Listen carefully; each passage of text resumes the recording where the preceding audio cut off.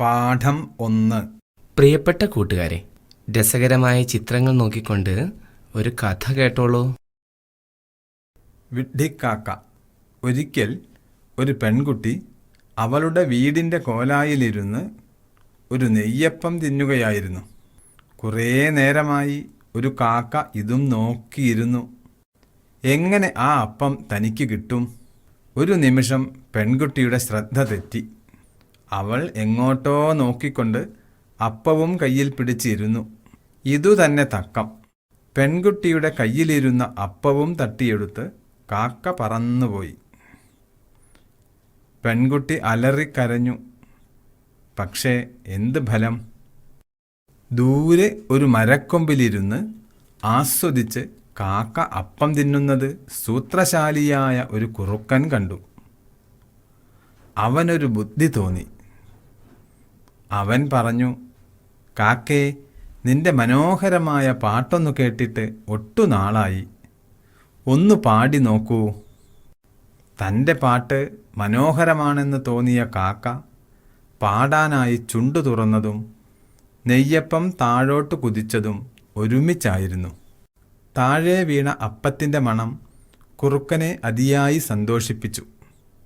അവൻ തുള്ളിച്ചാടി. അമളി പറ്റിയ കാക്ക ദുഃഖത്തോടെ മരക്കൊമ്പിലിരുന്നു. അങ്ങനെ വേണം കാക്കയ്ക്ക്. പാവം പെൺകുട്ടിയെ പറ്റിച്ചതല്ലേ?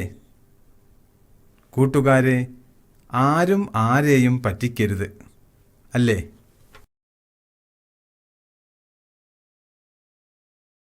കുറുക്കൻ കാക്കയെ പറ്റിച്ച കഥ വായിച്ചല്ലോ.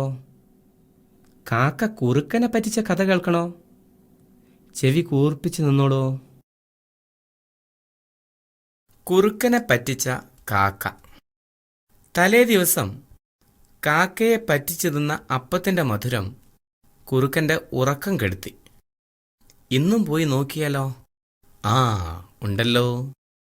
അതാ മറ്റൊരപ്പവുമായി കാക്ക പ്ലാവിൻ്റെ കൊമ്പത്തിരിക്കുന്നു. നിന്റെ പാട്ട് കേൾക്കാതെ എനിക്ക് ഉറക്കം വരില്ല. അത്ര നല്ല പാട്ടാ. പൊന്നാര കാക്കയല്ലേ, ഒന്ന് പാട്. കാക്കയ്ക്ക് കാര്യം പിടികിട്ടി. അത് അപ്പം ചുണ്ടിൽ നിന്ന് പതുക്കെ മാറ്റി കാലിലെ കൂർത്ത നഖങ്ങളിൽ കോർത്ത് പിടിച്ചു. ചെറിയൊരു കഷ്ണം കൊത്തിയെടുത്ത് തിന്നിട്ട് അത് കുറുക്കനോട് പറഞ്ഞു, മധുരം തിന്നാൽ എൻ്റെ പാട്ട് കൂടുതൽ നന്നാവൂത്രേ. ഇനി കേട്ടോ. കാ കാ കാ. പിന്നെയും കാക്ക അപ്പം കൊത്തി തിന്നു. പാട്ട് ഉറക്കയായി.